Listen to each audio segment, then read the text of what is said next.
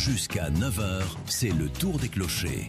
Partez à la rencontre de la paroisse et de la ville avec Tiffaine Sellier et ses invités.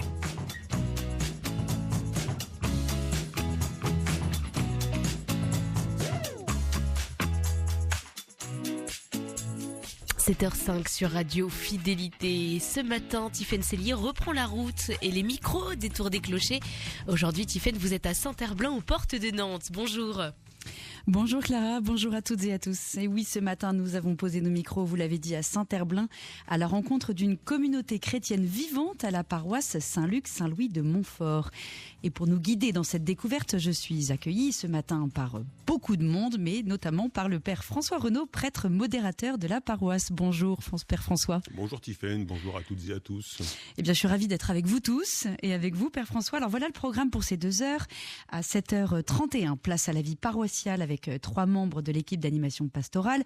Lucille Delaunay qui nous présentera la dynamique de la paroisse et son tout nouveau conseil paroissial missionnaire.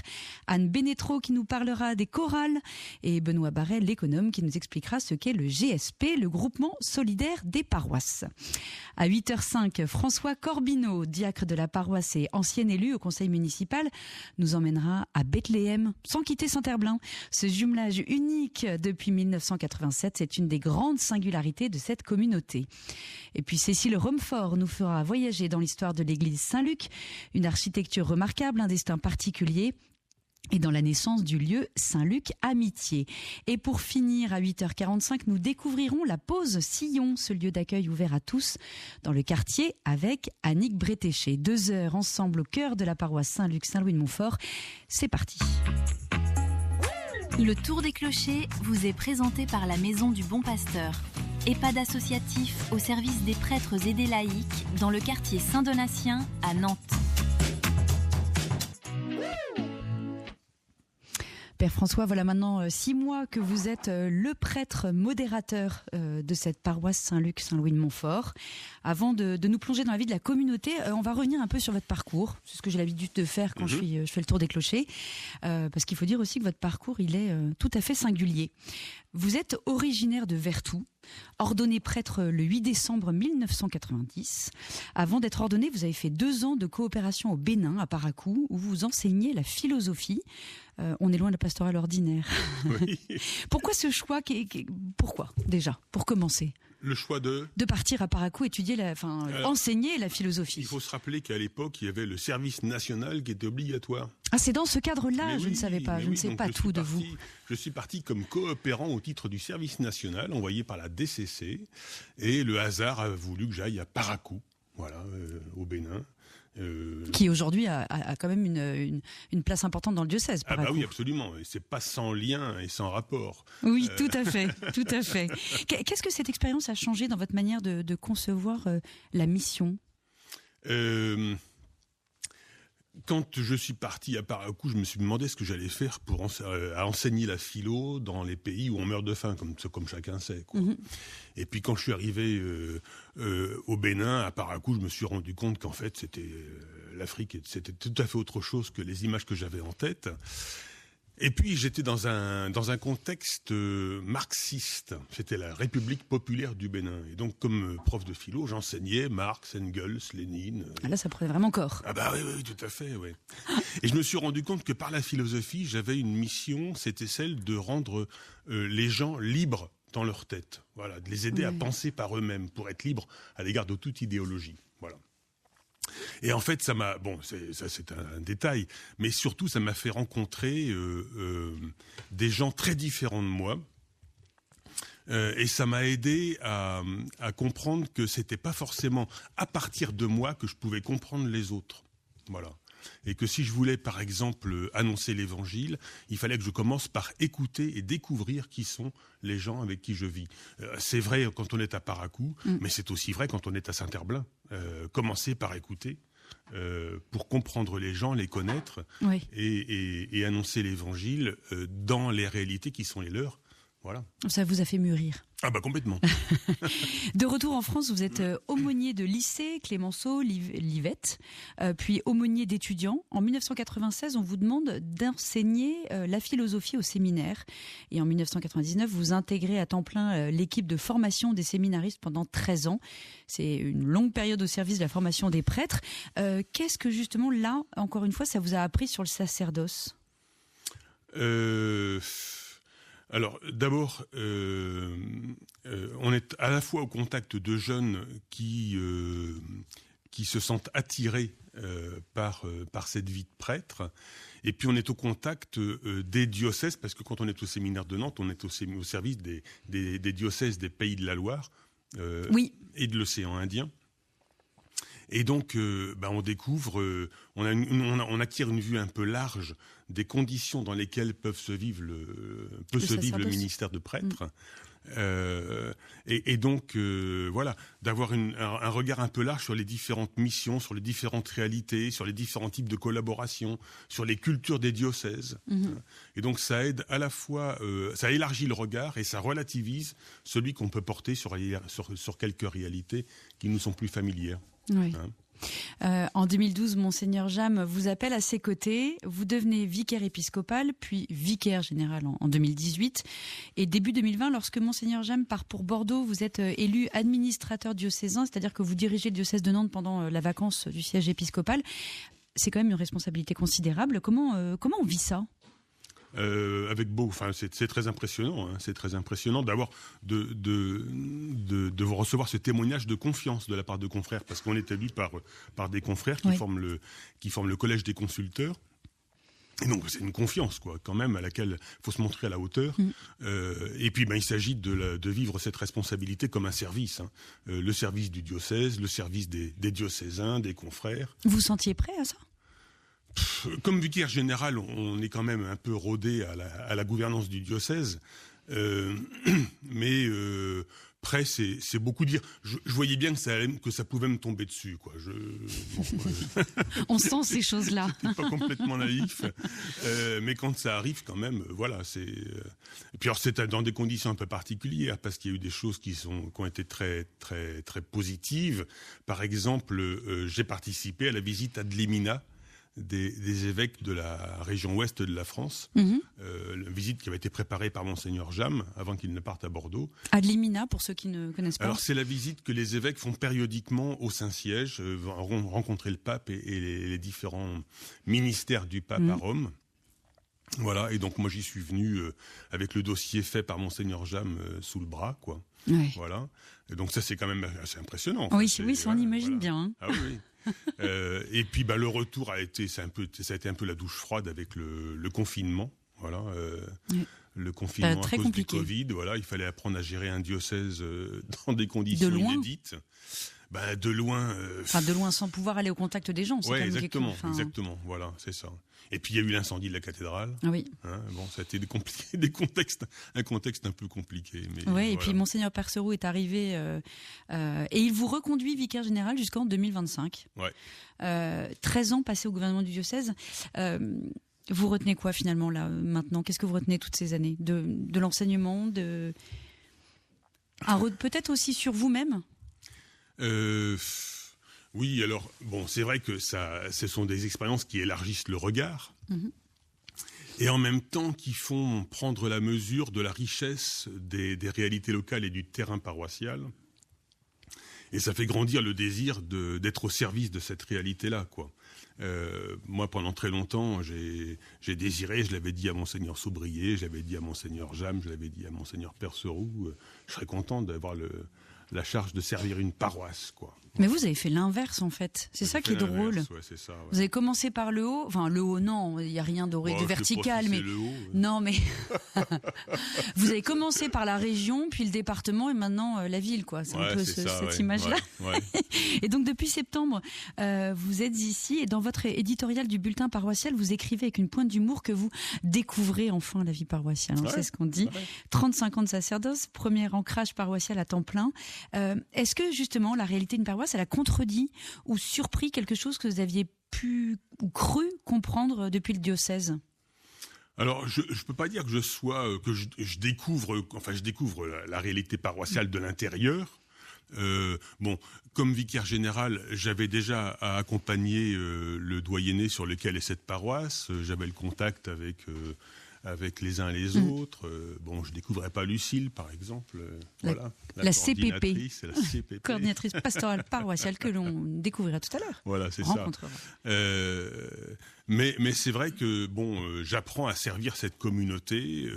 Alors c'est formidable parce qu'il y a tellement de personnes en responsabilité dans cette paroisse que moi j'accompagne les personnes dans leurs responsabilités, mais j'ai pas à prendre l'initiative de mettre des personnes en responsabilité, ce qui est quand même très confortable. Oui, vous n'êtes pas curé, justement, on en parlera. Je ne suis pas curé. Et puis j'apporte un petit correctif, c'est que je ne suis pas à plein temps au service de la paroisse. Ah oui, j'ai dit à plein temps, mais non, puisque justement vous portez aussi à côté une mission qui dépasse la paroisse. Vous avez été élu en juillet responsable général de la Société des prêtres de Saint-François de Sales. Donc j'ai dit une erreur, excusez-moi. C'est une association qui est présente dans une douzaine de pays, pour laquelle l'évêque vous libère un carton. Vous décrivez cette fraternité comme une charpente spirituelle solide. Et bien justement, qu'est-ce que cette spiritualité salésienne apporte concrètement à votre manière d'être prêtre ici ? Il y a deux vertus cardinales chez François de Sales, enfin, pas que chez François de Sales d'ailleurs, on les trouve dans l'Évangile. C'est les vertus de charité pastorale et d'humilité. Voilà. Et ça, ce sont vraiment les clés de voûte que François de Sales donne à l'exercice du ministère pastoral. Voilà. La charité sans l'humilité, ça ne vaut rien. L'humilité sans la charité, ça ne vaut rien. Voilà. Et du coup, elle vous nourrit, cette mission, justement, pour l'une et l'autre que vous... Oui, de toute façon, alors c'est clair que moi, j'essaie d'entrer dans cette perspective-là. Après, j'ai toujours à m'y ajuster, parce que celui qui dit « je suis humble », c'est fait la preuve qu'il ne l'est pas. Bon, voilà, donc... oui, non, c'est un cap, c'est un horizon dans lequel, sur lequel je m'inscris très volontiers, quoi. Merci beaucoup, Père François, d'avoir accepté de revenir rapidement sur votre beau parcours. Nous allons maintenant prendre un temps de prière avec l'évangile de ce vendredi 27 mars, puis nous parlerons du fonctionnement de votre paroisse. L'évangile d'abord, il est tiré de Saint Jean, chapitre 12, versets 31 à 42. Évangile de Jésus-Christ selon saint Jean. En ce temps-là, de nouveau des Juifs prirent des pierres pour lapider Jésus. Celui-ci reprit la parole. « J'ai multiplié sous vos yeux les œuvres bonnes qui viennent du Père. Pour laquelle de ces œuvres voulez-vous me lapider ?» Ils lui répondirent. « Ce n'est pas pour une œuvre bonne que nous voulons te lapider, mais c'est pour un blasphème. Tu n'es qu'un homme, et tu te fais Dieu. » Jésus leur répliqua. « N'est-il pas écrit dans votre loi ? J'ai dit, vous êtes des dieux. » Elle les appelle donc des dieux, ceux à qui la parole de Dieu s'adressait. Et l'écriture ne peut pas être abolie. Or, celui que le Père a consacré et envoyé dans le monde, vous lui dites, « Tu blasphèmes !» parce que j'ai dit « Je suis le Fils de Dieu ». Si je ne fais pas les œuvres de mon Père, continuez à ne pas me croire, mais si je les fais, même si vous ne me croyez pas, croyez les œuvres. Ainsi vous reconnaîtrez, et de plus en plus, que le Père est en moi et moi dans le Père. Eux cherchaient de nouveau à l'arrêter, mais il échappa à leurs mains. Il repartit de l'autre côté du Jourdain, à l'endroit où au début Jean baptisait, et il y demeura. Beaucoup vinrent à lui en déclarant « Jean n'a pas accompli de signe, mais tout ce que Jean a dit de celui-ci était vrai. » Et là, beaucoup crurent en lui. De nouveau des pierres. Encore une tentative de lapidation. Cette semaine, nous sommes gâtés. Le conflit monte, la tension est à son comble. Mais au cœur de cette violence, Jésus pose une question d'un calme désarmant. « Pour laquelle de mes œuvres bonnes voulez-vous me lapider ?» Il n'est pas sur la défensive, il interpelle, il invite à regarder ce qui s'est passé réellement. l'accusation est précise. « Tu n'es qu'un homme et tu te fais Dieu ». C'est le blasphème ultime selon la loi. Mais Jésus retourne l'argument avec subtilité. Il cite le psaume 82 où Dieu lui-même appelle Dieu ceux à qui sa parole s'adressait. Si les hommes peuvent être appelés Dieu parce qu'ils reçoivent la parole, à plus forte raison celui que le Père a consacré et envoyé peut dire « Je suis le Fils de Dieu ». Voilà la pointe de toute la semaine qui nous prépare à la Semaine Sainte, qui sera d'ailleurs l'objet du grand conflit. L'union entre Jésus et le Père n'est pas une belle image spirituelle, c'est une réalité. Nous touchons l'être de Jésus, qui il est. Ce que Jésus accomplit dans le monde, c'est le Père qui l'accomplit en lui. Voir Jésus, c'est voir le Père. Toucher Jésus, c'est toucher le Père. Ce mystère que l'Église appellera plus tard la Trinité se révèle ici dans la tension brûlante d'un conflit qui va conduire Jésus jusqu'à la croix. Mais il cherche à l'arrêter, encore une fois, et Jésus leur échappe, encore une fois. Puis, nous dit-on plus loin au-delà du Jourdain, d'autres croient, comme s'il fallait prendre de la distance avec les structures religieuses, figées pour retrouver la liberté de croire, loin du temple, la foi respire. Cela n'est pas toujours faux pour nous non plus. En cette veille de la Semaine Sainte qui approche, demandons-nous, quel visage avons-nous de Dieu? Un Dieu lointain, juge, froid? Ou le Père que Jésus révèle, présent, agissant, aimant, que nous connaissons grâce à son Fils, jusqu'au bout, sur la croix? La foi chrétienne n'est pas une doctrine abstraite. Et il faut le répéter, c'est une relation avec quelqu'un qui dit et qui reconnaît que le Père est son Père, et que son amour est en nous, que son amour est en moi. Amen.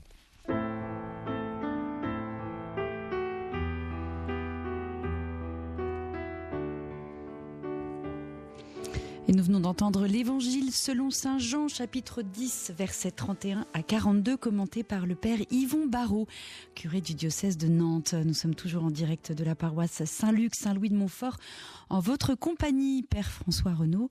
Cet Évangile de l'union entre le Père et le Fils, et où les foules s'interrogent, certains accusent Jésus, d'autres croient, peut-être une image de la multiplicité des regards sur l'Église aujourd'hui ? Sans doute, et puis de la tension aussi entre les œuvres et les paroles. Ce que voilà, les Juifs disent, c'est pas pour tes œuvres, c'est pour tes paroles qu'on veut te condamner. Mais Jésus me dit, regardez les œuvres quand même, quoi. Et ça, moi, ça me fait penser un peu au témoignage que nous sommes invités, nous, à rendre aussi. Il y a les œuvres et puis il y a les paroles. Et quelquefois, les paroles ne passent pas. Mais c'est pas pour ça qu'il faut s'abstenir des œuvres, hein.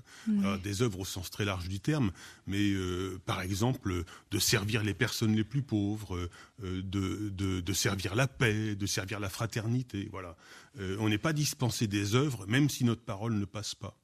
Bon. Tout à fait. Alors, on en revient au fonctionnement de votre paroisse. Vous êtes prêtre modérateur, Père François. C'est un titre que peut-être certains auditeurs ne connaissent pas.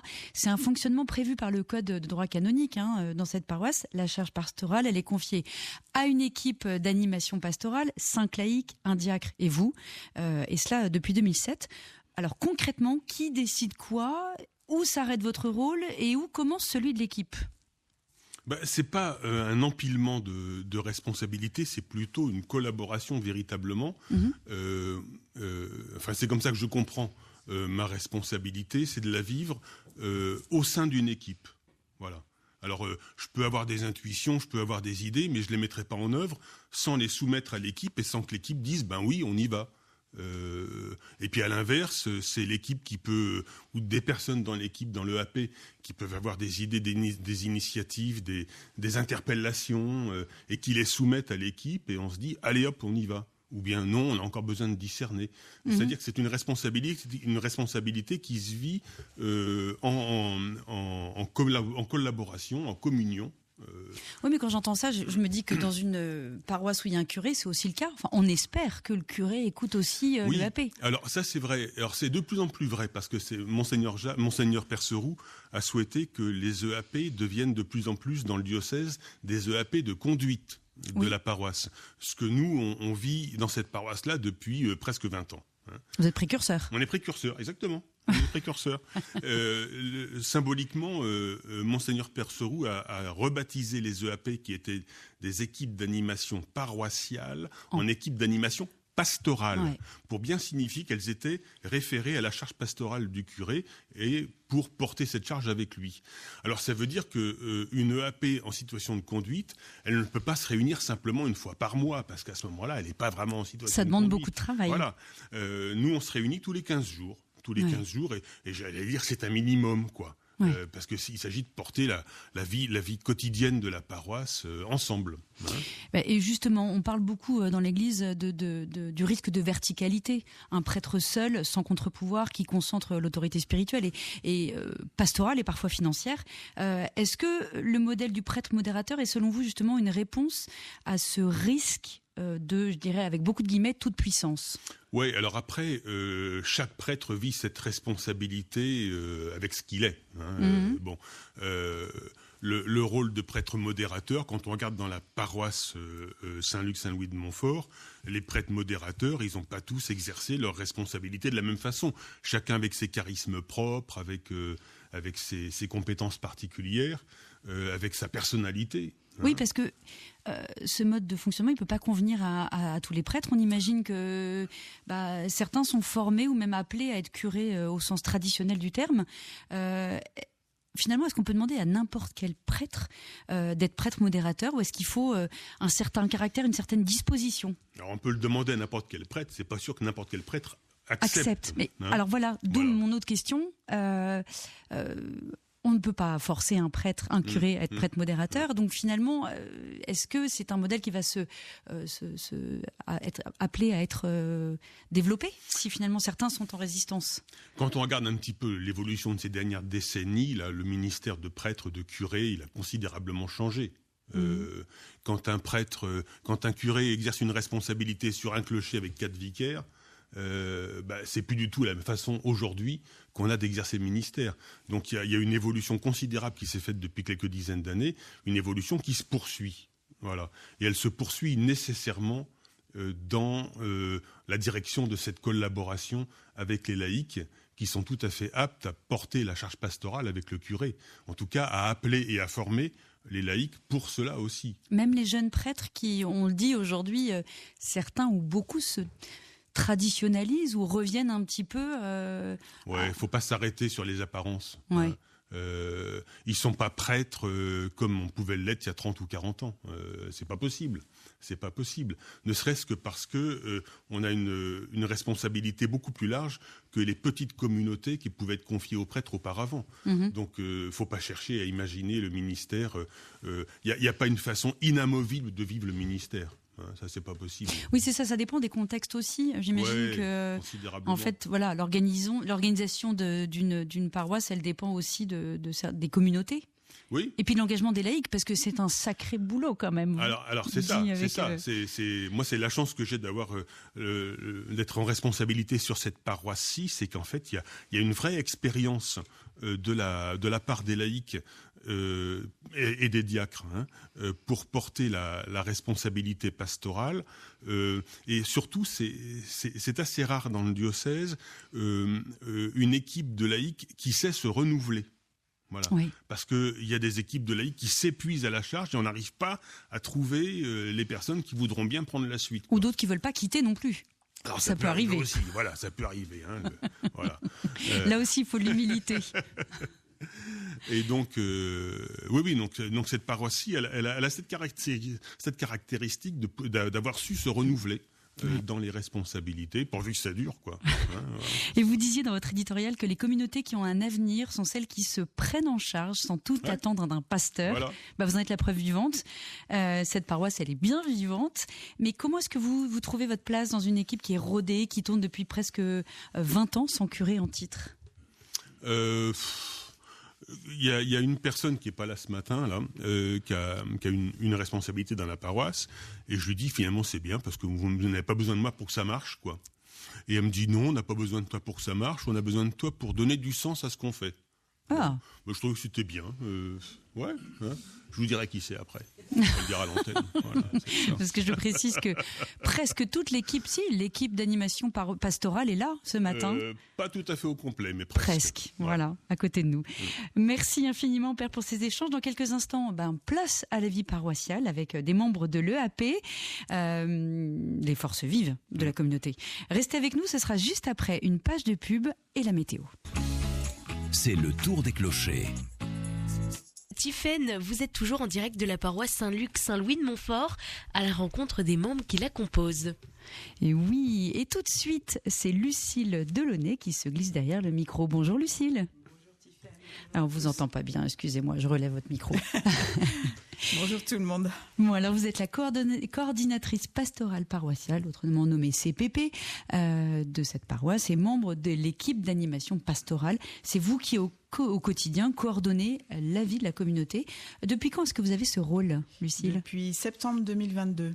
J'ai été appelée pour remplir cette mission il y a 4 ans. Donc c'est le précédent prêtre qui vous a appelé ? C'est l'EAP. Voilà, je dis des bêtises, parce qu'évidemment, on oublie que c'est une autorité partagée. Alors cette paroisse, elle est à cheval sur Nantes et Saint-Herblain, oui. 2 communes, 2 clochers, enfin maintenant il n'y en a plus qu'un. Oui. Au départ il y avait Saint-Luc et Saint-Louis-de-Montfort, maintenant il y a Saint-Louis-de-Montfort. Comment est-ce qu'on fait vivre une communauté sur 2 communes qui, on imagine, ont peut-être 2 identités différentes? Oui, parce que ce sont des quartiers différents. Il faut aller à la rencontre des gens, écouter leur histoire et voir ce qui est important pour eux. Et puis après, voir les besoins aussi qui se manifestent et essayer de répondre à ces besoins, mettre en route des équipes.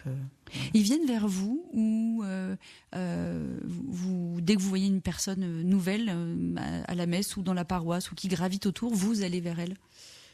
J'ai envie de dire les deux, parce que repérer les nouveaux, c'est pas toujours évident si on est plus ou moins physionomiste. Il faudrait être dans le fond de l'église et puis repérer, mais en même temps suivre la messe. Donc, Et les personnes viennent me voir, savent que je suis là tous les matins, que mon bureau est ouvert, donc c'est sans problème, quoi. Ouais. Ah ouais.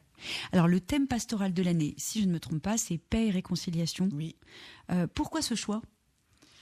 Peut-être avec l'actualité et puis des petites tensions parfois au sein des paroissiens. Donc on se dit c'est peut-être pas mal d'amener les personnes à réfléchir sur la paix dans le monde, la paix dans notre cœur, dans nos familles, dans notre paroisse. Mais comme on le dit dans l'arrivée dans la Semaine Sainte, la réconciliation, elle passe d'abord par soi, soi-même avec Dieu et avec les autres. Oui. C'est un thème tout à fait d'actualité. J'avoue que là, on ne pouvait pas tomber mieux quand même. Donc concrètement, on a glissé des articles dans le bulletin.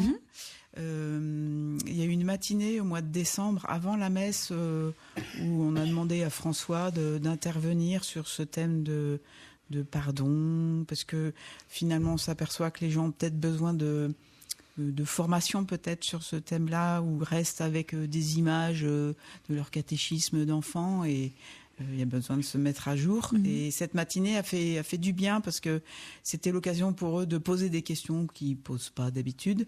Et dans la semaine qui a suivi, on a vécu une soirée communautaire pour se préparer au sacrement de réconciliation. Et oui, on a vu des personnes profiter de l'occasion pour le vivre pleinement. Donc ça, c'était une belle chose. Et puis on l'a revécu au mois de mars. Un après-midi du pardon sous une autre forme, avec plusieurs ateliers qui sont proposés aux personnes qui sont là. Autour de l'évangile, on réfléchit, c'était l'évangile de l'aveugle-né. On réfléchit, on échange ou on prie, et après il est proposé de rencontrer le prêtre. Et c'est un après-midi où les enfants étaient là avec les familles, donc c'est une offre très large. Les enfants aussi ont vécu cette démarche-là. Voilà. Et puis ça guide peut-être tous vos projets pastoraux aussi, cette thématique ? Oui, dans les services, c'est vrai que on a donné cette info aux responsables de service qui, dans leur rencontre, après, quand ils réunissent leurs services, c'est un thème qu'ils ont abordé entre eux, dire qu'est-ce que ça veut dire pour nous le mot paix, qu'est-ce que ça veut dire pour nous le mot réconciliation. Donc, comme une posture à tenir dans l'idéal. On a toujours des progrès à faire. L'un des projets pastoraux tourne autour des familles. Vous avez un pôle famille qui monte en puissance. Qu'est-ce que vous avez mis en place par et pour ces familles ? Alors, en fait, on s'est aperçu que le quartier se renouvelle et que c'est un cadre de vie agréable pour les familles. Donc, on les voit arriver. Les familles qui s'éloignent de Nantes, peut-être ? Oui, c'est ça, ouais. Oui. Et ce qui a plu au départ, je pense, c'est qu'il y a une équipe de mamans qui a proposé le partage d'évangile tous les dimanches pendant la messe, pendant le temps des lectures, de prendre les enfants qui sont là. Et pour les parents, de savoir qu'il y a cette proposition pour les enfants, je pense que ça a fidélisé les familles. Et après, on a réfléchi à comment aller un petit peu plus loin. Il y a des enfants qui préparent la première communion, il y a des enfants qui se préparent au baptême. Donc on a proposé le samedi après-midi, une fois par mois, de réunir tout ce monde-là. Les enfants vont avec les animateurs pour la première communion, pour le baptême, mais leurs frères et sœurs, ils sont là. Donc avec des mamans, on les accueille, il y a un temps de catéchèse pour eux, un temps de bricolage, un temps de goûter. Et les parents sont pas dans un coin, ils sont avec François, qui échange avec eux. Donc tout le monde, il y a une proposition pour tout le monde. Qui permet de prendre en charge l'organisation familiale, qui n'est pas toujours simple, effectivement. Oui, parce que les parents, ils ont envie de venir avec François, mais les petits frères et petites sœurs, il faut les faire garder. Non, on essaye de s'en occuper, quoi. Voilà. C'est un espoir, ça. Je pose aussi la question, Père François, de voir justement toutes ces jeunes familles qui arrivent. Oui. Elles arrivent à Saint-Herblain, mais après, est-ce qu'elles passent l'église, est-ce qu'elles vont dans la paroisse? Ça, c'est une autre question. Alors, quelques-unes ne viennent pas. Ah, il n'y en a que quelques-unes. Génial. Non, c'est vrai que c'est un défi missionnaire. Hein. Oui. Mais en même temps, on sait bien que la jeunesse attire la jeunesse. Donc, c'est important qu'il y ait un noyau de jeunes familles vivantes sur la paroisse, et peut-être que ça peut faire signe à d'autres. Hein. C'est ce qu'on espère, en tout cas. Oui, puis elles sont porteuses d'initiatives aussi. Il y a 2 ou 3 ans, il y a un papa qui est venu voir en disant j'aimerais bien monter sur la paroisse un groupe AB Mousse Papa. Ah, excellent. C'est une rencontre pour les hommes avec un prêtre, l'abbé, mousse, on boit une bière et les papas qui sont là. Mais c'est génial. Ça, c'est une initiative qu'il faut noter pour les autres, tous ceux qui nous écoutent dans votre paroisse. Abbé, mousse, papa. Okay. Donc on a écouté cette proposition, on s'est dit pourquoi pas, et puis finalement c'est un groupe qui tourne, qui se voit une fois par mois, et c'est un lieu pour les hommes d'être entre eux, dans un moment fraternel, et puis de se poser et de discuter sur des thèmes dans leur quotidien, ils abordent pas, quoi. Y compris pour des hommes qui sont un petit peu à distance de la vie paroissiale. Oui. Voilà. C'est une façon de se rapprocher sans y être complètement. Oui, exactement. Oui. Et alors, le 8 mars dernier, vous avez élu votre nouveau conseil paroissial missionnaire. Oui. Donc, c'est il y a à peine 3 semaines.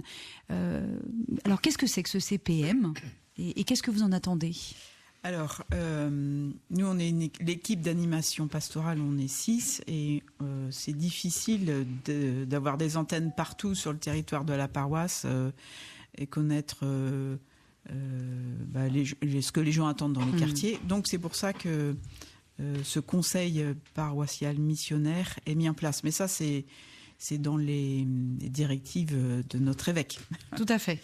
On a besoin d'être conseillé pour choisir peut-être un thème d'année, choisir des actions à vivre sur la paroisse. Et on a défini des différents groupes qui représentent ce qui se vit sur la paroisse. Alors il y a un groupe Fraternité, un groupe Grandir dans la foi, Solidarité, Liturgie, Vie de la paroisse, les mouvements qui sont représentés, les communautés religieuses. Et on a demandé, donc ce 8 mars, le dimanche 8 mars, on a demandé aux paroissiens dans quel groupe vous vous retrouvez le plus. Oui. Mettez-vous tous ensemble. Donc ils se sont déplacés dans l'église pour rejoindre le panneau, par exemple, Solidarité. Et une fois qu'il y avait, 10-15 personnes qui étaient là, on leur a demandé d'élire 2 représentants de ce groupe-là. Donc ça s'est fait naturellement. naturellement. Et les gens se sentent investis de la mission, ils sont pas... Enfin... Alors ça démarre, hein. Oui, ça, on verra. Mais j'ai trouvé que les gens ont accepté de bon cœur. Bah d'accord. Après, c'est une mission. Le conseil se réunit 3 fois par an. C'est pas quelque chose qui va déborder dans l'emploi du temps. Et on leur demandera d'être nos antennes et d'accueillir qu'est-ce que l'Esprit Saint va leur souffler, quoi. Nous, on peut pas être partout non plus. Non, mais c'est bien parce que ça permet de répartir les charges pastorales. C'est pas évident de tout porter. Oui. Et puis si on se sent investi d'une mission, on va peut-être plus venir. Oui. Plus, Oui. Eh ben merci Lucille. Mais de rien. Eh bien parmi toutes ces dynamiques, il en est une qui résonne de façon très concrète dans la vie liturgique comme dans le quartier, la musique. Et pour nous en parler, j'accueille Anne Bénétro. C'est le tour des clochers. Bonjour Anne. Bonjour. Alors vous êtes membre de l'équipe d'animation pastorale avec en charge notamment la liturgie et le suivi des musiciens et chorales. Ici la musique, ça a l'air d'être vraiment une histoire à part entière. Combien est-ce qu'il y a de chorales ou de groupes musicaux dans cette paroisse ? Alors il y a 3 chorales et donc et un groupe de musiciens. Ils sont assez nombreux de toutes les générations. Enfin peu de jeunes quand même. Oui, d'accord. Ouais. Alors, dites-nous les noms, parce que j'avais regardé ça, je ne sais plus. Il y a... c'est quoi les noms des chorales déjà ? Alors, il y a la chorale paroissiale, la chorale historique petit peu. Ensuite, la chorale des jeunes familles en lien avec les après-midi dont Lucille vient de parler. Oui. Et la chorale Vox Lumen Christi. Voilà, je cherchais ce nom-là. Qui est une chorale plutôt africaine, en sachant que toutes les chorales accueillent tout le monde. Oui, mais disons qu'on va chanter peut-être plus de gospel. Voilà, ça va être plus... Donc la chorale africaine qui a démarré en septembre, on va commencer par elle, la plus jeune, a donc, anime et prépare, avec toute la liturgie, une messe par trimestre. Voilà. Bon. Ensuite, la chorale des familles, évidemment, en lien avec les après-midi du samedi et en lien avec les messes des familles. Et puis la chorale paroissiale, donc qui a regroupé au moment du regroupement des paroisses Saint-Luc et Saint-Louis les 2 chorales. C'est la chef de chœur de Saint-Luc qui a pris la charge de la chorale au moment du regroupement. Et donc, cette chorale se réunit toutes les semaines et là travaille le répertoire courant de la paroisse. Ouais. C'est pas une chorale qui est en représentation, c'est une chorale dont les membres sont dans l'assemblée pour soutenir la prière de l'assemblée. Voilà. C'est riche. C'est riche d'avoir autant de groupes musicaux. Tout ça coexiste ? Est-ce qu'il peut y avoir des moments où ils peuvent chanter tous ensemble ? Alors oui, il y a les moments des concerts. On a aussi, depuis cette année, la chef de chœur chorale des familles et chorale paroissiale, c'est la même. Oui. Parce que notre chef de chœur de la chorale paroissiale atteignait plus de 90 ans. Mais reste notre organiste quand même. Très bien. Donc, vous m'avez posé... Oui, comment est-ce qu'elles coexistent ? Est-ce qu'elles chantent ensemble ? Oui, on chante au moment de... Il y a 2 concerts dans l'année. Un concert pendant le carême de solidarité avec une association. Cette année, c'était Loisirs Pluriels. Donc, petite association qui regroupe pour des temps de loisirs des enfants handicapés et non handicapés. C'était le 15 mars. C'était le 15 mars. Et puis, au mois de juin, on propose... aux paroissiens ou aux gens du quartier qui vont pas avoir l'occasion d'aller à Nantes à la fête de la musique, une petite fête de la musique où les 3 chorales et les musiciens participent. Et ça permet, par exemple, je pense aux gens de Saint-Luc Amitié dont on va parler tout à l'heure, ou de la Pause, d'avoir de lieux d'accueil et de rencontres dont on vient de parler après. Quand même un peu festif et aussi sortir un soir. Ouais. C'est important. Concert liturgique, concert solidaire, fête de la musique. La musique, c'est clairement un chemin de lien avec le quartier, avec les autres. C'est ça la vision ici, votre vision ? La musique, en fait, je crois qu'il faut vraiment qu'elle soit au service de l'accueil du Seigneur dans nos liturgies. Donc, quand le pape François disait j'ai désiré d'un grand désir vivre cette Pâque avec vous, avec la lettre apostolique. Oui, j'ai désiré d'un grand désir. Voilà, et je trouve que tout au moins, j'essaye modestement que ça soit vécu par les différents groupes musicaux de la paroisse. Vraiment être au service de l'assemblée qui prie. Quel regard vous portez justement, Père François, sur toutes ces chorales, parce que c'est quand même c'est une richesse pour une paroisse. Ben oui, et puis c'est une façon pour les personnes d'être actives dans la liturgie, dans la vie de la paroisse. Ouais. La liturgie, on sait bien depuis un bon siècle, Pie X avait demandé à ce qu'il y ait une participation active des laïcs à la liturgie, ce que le Concile Vatican II a mis en musique, voilà. En musique, bah tiens, on peut dire ça. Voilà. Et donc, oui, non, c'est une façon pour les gens.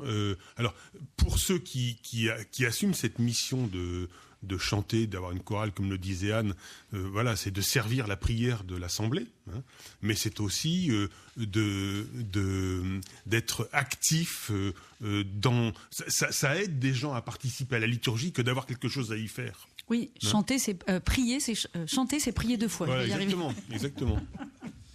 Je m'en mets et c'est pareil pour la musique. Et l'idéal, ce serait aussi qu'il y ait des jeunes qui entrent régulièrement dans le groupe, parce que c'est une façon pour les jeunes aussi de les fidéliser à la vie de l'Assemblée, à la prière de l'Assemblée, d'y être actifs. Mais justement, j'allais y venir. Est-ce que c'est facile de recruter des nouvelles personnes pour rejoindre les chorales ? Ou est-ce que vous manquez de voix de musiciens, Anne ?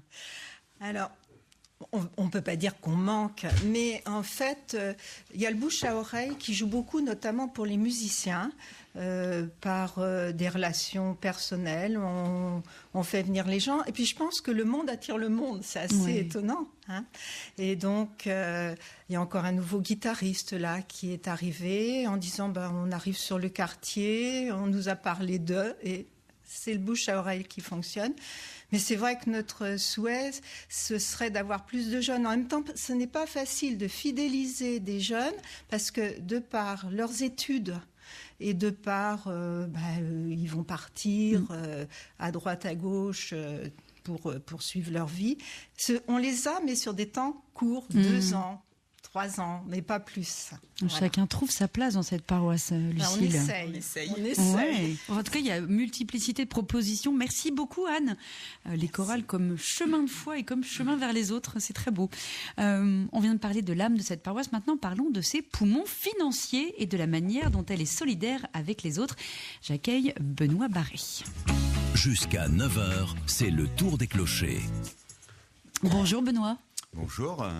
Je dis bonjour, mais en fait, je vais révéler un petit secret. C'est vous qui m'avez accueilli ce matin au sein de cette maison paroissiale. Et vous êtes l'économe de la paroisse et membre de l'EAP.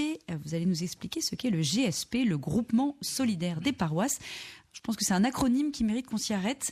Alors, avant d'être le GSP, cette structure s'appelait le GPA, le groupement des paroisses associées, et encore avant, les centres religieux, fondés en 1955. C'est une histoire qui commence dans l'après-guerre, quand Nantes et Saint-Nazaire se reconstruisaient et que des cités nouvelles poussaient en périphérie. Quelle était l'urgence de l'époque, Benoît ? L'urgence, c'était justement comme les villes s'étendaient à la périphérie, construire de nouvelles églises pour pouvoir rejoindre ces populations qui s'installaient en périphérie. L'accroissement de population. L'accroissement de population. Et donc, si je prends sur l'ouest de Nantes, il y a eu la construction de Saint-Louis de Montfort et de Sainte-Bernadette qui ont été faites juste après-guerre. Saint-Louis de Montfort date de 1957. Et donc, il fallait trouver de l'argent pour construire ces nouvelles églises.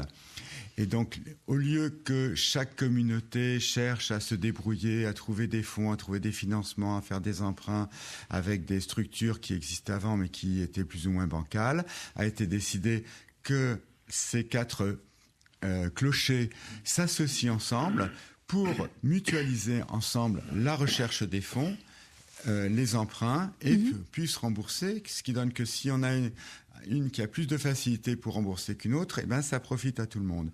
Et donc, ces 4 paroisses, après, il y a d'autres paroisses qui sont venues s'ajouter et voilà, aujourd'hui, il y a 30 paroisses qui sont au sein du GSP et qui mutualisent ensemble les finances pour tout ce qui est travaux. Mais alors, ils ont décidé, les 4 prêtres, les 4 paroisses, de se mettre ensemble, et c'était révolutionnaire pour l'époque de créer une caisse commune. Qu'est-ce qui était si audacieux quand même dans cette démarche ? Ce qui est audacieux, c'est déjà de fonctionner non pas tout seul dans son coin, mais de fonctionner avec d'autres, d'avoir de la solidarité, d'avoir des transferts d'argent, du coup, d'une paroisse plus riche vers une paroisse plus pauvre. Oui. Parce qu'à l'époque, on disait, ce que j'ai pu lire, c'est qu'on a la pastorale de ses finances et les finances de sa pastorale. C'était épouvantable. Ça veut dire que c'était assez... c'est difficile pour certaines paroisses qui n'avaient pas forcément les finances. Alors on leur tapait dessus. C'est de votre faute, votre pastorale n'est pas bonne. Oui. Et même, voilà. Et aujourd'hui, la solidarité, elle permet... On a certaines paroisses du GSP qui, pour des raisons ou d'autres, sont en déficit, et c'est le GSP qui vient aider ces paroisses au niveau de leur vie matérielle, aidées par les paroisses qui ont un excédent budgétaire. Et puis, si on prend là les salles dans lesquelles nous sommes, qui ont été achevées il y a 9 ans, c'est des salles qui n'ont pu être construites que grâce au GSP qui a financé les travaux. Et aujourd'hui, ce sont 30 paroisses sur 74, si je ne me trompe pas, dans le diocèse de Nantes, qui en font partie. Qu'est-ce qui fait qu'une paroisse décide ou non d'adhérer au GSP ? Alors après, il y a une volonté de notre évêque et de ses prédécesseurs de ce que les paroisses puissent rejoindre le GSP. Il y a des paroisses du centre-ville qui, à une époque, ont été dans le GSP, qui en sont sorties. Après, c'est la liberté de chaque paroisse, de chaque curé, d'adhérer ou ne pas adhérer, ou d'en sortir. Voilà. Oui, mais il peut y avoir un écart, parce que s'il y a plus de paroisses, entre guillemets, pauvres qui adhèrent et moins de paroisses riches, il va y avoir un déséquilibre. Est-ce que ce ne serait pas plus simple, finalement, je pose la question, j'en sais rien, d'obliger les paroisses à tout adhérer au GSP ? Qu'est-ce que vous en pensez, Père François ? Canoniquement, c'est pas possible. D'accord, bon, voilà. Merci, comme ça c'est clair. Ça ne peut être l'évêque peut lever un impôt pour obliger à la solidarité, mais qu'une paroisse adhère à ce groupement-là, ça ne peut être que librement. Ça ne peut pas être contraint. Voilà. Et donc, il y a bien un impôt, en quelque sorte, de toutes les paroisses pour participer au GSP. Toutes les paroisses, même celles qui ne font pas partie du GSP, ont une contribution financière chaque année au GSP. Comme une sécurité sociale. Un peu. Ouais. Concrètement, qu'est-ce que ça change pour votre paroisse ? Est-ce que ça soulage ou est-ce que ça complique la gestion au quotidien ? Alors, ça simplifie un certain nombre de choses. Déjà, ça le fait qu'au niveau comptable, nous n'avons pas à gérer les amortissements. C'est quand même pas mal. Quand on fait des travaux, ce qui est déjà pas mal, parce qu'on a une comptable qui fait les comptes, mais qui n'a pas cette gestion-là. Pour les travaux, donc comme je vous disais, les salles dans lesquelles nous sommes ont été entièrement financées par le GSP, et tous les travaux qui, pour un montant de plus de 2 000 €, sont financés par le GSP. Donc ça permet de pas se poser la question, est-ce que je vais pouvoir lancer tel ou tel travaux ? Voilà. C'est le GSP qui va regarder si ça a du sens de faire ces travaux, mais qui va pouvoir les financer. Pour aller dans le sens de ce que dit Benoît, le GSP, ça consiste à mettre en commun les ressources et les dépenses, mais aussi, excusez-moi, de mettre en commun les ressources humaines. Aussi les ressources humaines. Oui, parce qu'en fait, dans les paroisses, il y a des personnes dans telle paroisse, il y a telle personne qui, du fait de sa vie professionnelle, va être compétente pour des achats, une autre pour la gestion de l'énergie, une troisième pour l'informatique, un quatrième pour le chauffage ou pour le contrôle des extincteurs. Bon. Et donc, en fait, ces ressources humaines sont mises au service de toutes les paroisses du groupement, ce qui donne une certaine efficacité à ce groupement dans la gestion matérielle et pas seulement financière. Et au niveau des achats, ça permet pour les 30 paroisses d'avoir des contrats globaux au niveau de l'entretien des extincteurs, au niveau de l'entretien du chauffage. C'est forcément plus intéressant. Parce que, et du coup, cette mutualisation permet d'avoir des tarifs plus intéressants. C'est un esprit évangélique, un esprit évangélique de solidarité. Oui, absolument. Et est-ce que parfois ça peut devenir une source de tension ? Parce que j'imagine que tout n'est pas toujours rose. Ou au contraire. Après, ça oblige que quand il y a des travaux à faire, c'est pas... Il va y avoir la commission des affaires économiques de la paroisse qui va y réfléchir et qui va se prononcer. Et après, on va porter le projet devant le GSP. Et c'est le GSP qui va, lui aussi, analyser et dire...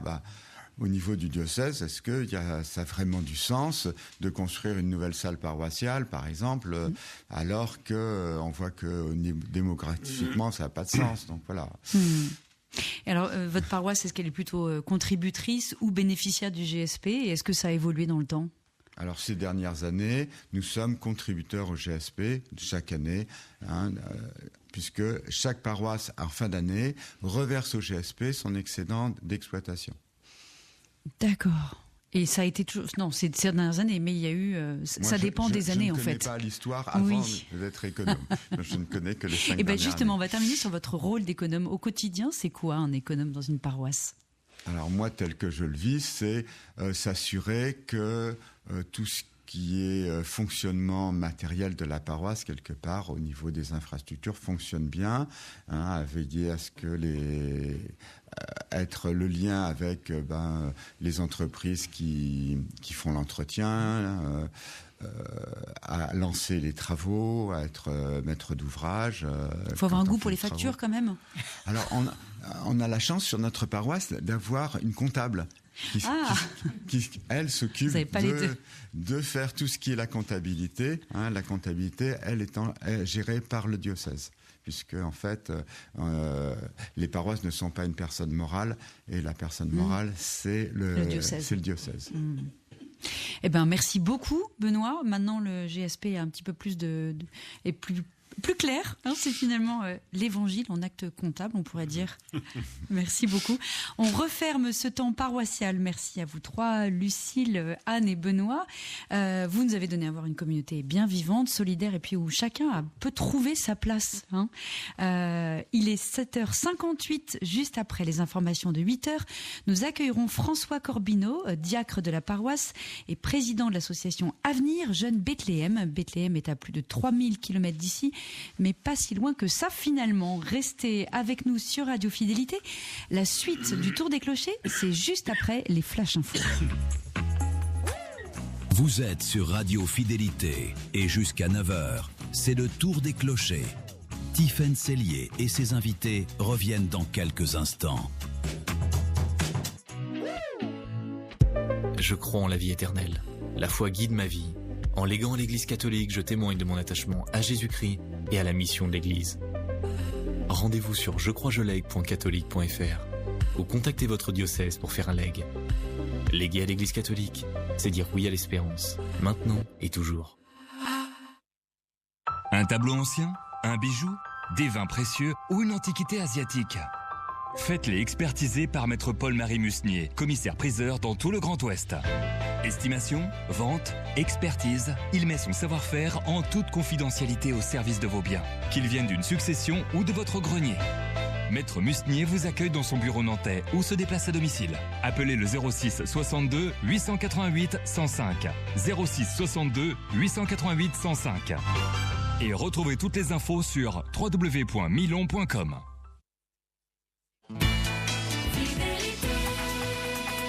Radio Fidélité, il est 8h. Bonjour à toutes et à tous, bienvenue à celles et ceux qui viennent de nous rejoindre en ce vendredi 27 mars. On vous accompagne avec un nouveau Tour des Clochers. Et oui, ce matin on est avec Tiffaine Sellier en direct de la paroisse Saint-Luc, Saint-Louis de Montfort. On a découvert ou redécouvert le parcours hors du commun du père François Renaud, prêtre modérateur de la paroisse, de la philosophie au Bénin jusqu'au gouvernement du diocèse. On a parlé également du fonctionnement d'une paroisse confiée à une équipe depuis 2017, des chorales, du groupement solidaire des paroisses, tout un tas d'acteurs qui font vivre au quotidien. Maintenant, place à ceux qui gravitent autour de cette paroisse et de son histoire. Ce sera juste après l'essentiel de l'information.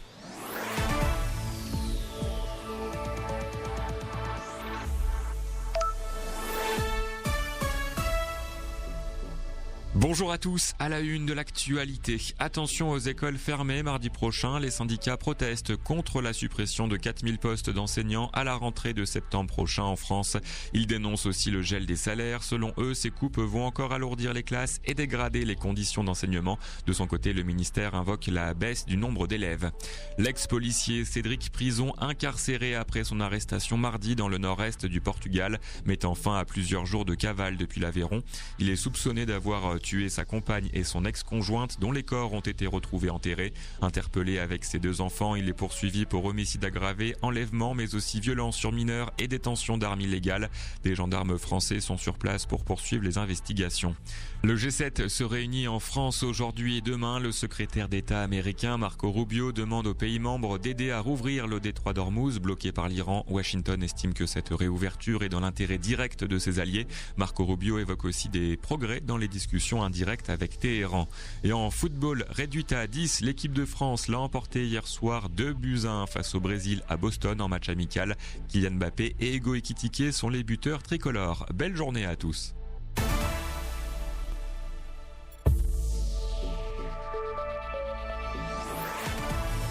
Radio Fidélité, l'information locale à 8h.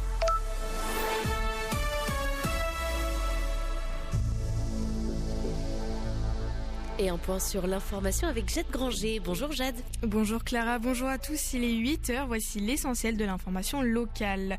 La crise du carburant touche une partie des entreprises de transport routier en Pays de la Loire. Avec la hausse du gasoil, cela représente 27% des coûts de transport. Les transporteurs voient leur plein pouvant coûter des dizaines de milliers d'euros. À cause de factures impayées, certaines entreprises comme le groupe Relais Colis et le groupe Ziegler risquent de ralentir ou de fermer. Comme vous l'avez remarqué, le froid est de retour, ce qui menace le travail des agriculteurs. La végétation a pris de l'avance avec des températures douces, mais elles sont vulnérables au froid qui arrive. Les bourgeons et les fleurs pourraient être endommagés, ce qui menace les récoltes à venir. Pour limiter les dégâts, certains agriculteurs utilisent des techniques comme le chauffage des sols avec une tour anti-gel. Elle utilise la force du vent plus chaud pour le faire redescendre sur les sols. Cependant, cette solution ne suffit pas dans un contexte de changement climatique. Un concert de soutien pour aider les enfants palestiniens aura lieu ce dimanche à l'église Saint-Louis de Montfort à Saint-Herblain, une initiative de l'association Avenir Jeunes Bethléem qui œuvre depuis 40 ans pour la scolarité des jeunes palestiniens. Elle agit notamment dans la ville de Bethléem où elle maintient ses actions de solidarité et appel aux dons. Ce concert organisé avec CFDT Terre Solidaire aura lieu avec un message fort: lutter contre toutes les formes d'injustice pour faire face à la guerre en Iran qui touche les Palestiniens présents en Cisjordanie. Merci beaucoup Jade Granger pour l'information locale.